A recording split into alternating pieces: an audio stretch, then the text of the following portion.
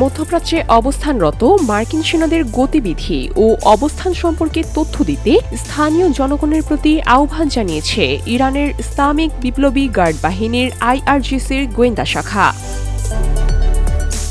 এক বিবৃতিতে আইআরজিসি দাবি করেছে, বর্তমানে ওই অঞ্চলের বিভিন্ন হোটেল ও ব্যক্তিগত বাসাবাড়িতে হাজার হাজার মার্কিন সেনা সদস্য আত্মগোপন করে আছে। সংস্থাটির অভিযোগ, যুক্তরাষ্ট্র নিজেদের স্বার্থ রক্ষায় স্থানীয় আরব নাগরিকদের মানব ঢাল হিসাবে ব্যবহার করছে।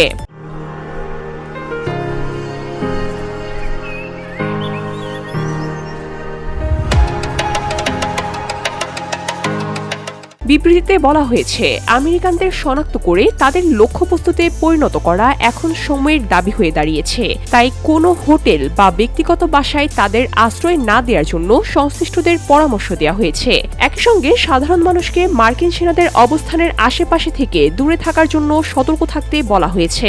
আইআরজিসি মার্কিন সেনাদের সন্ত্রাসী হিসেবে উল্লেখ করে বলেছে, তাদের লুকিয়ে থাকার স্থান সম্পর্কে সঠিক তথ্য সরবরাহ করা একটি ইসলামী দায়িত্ব।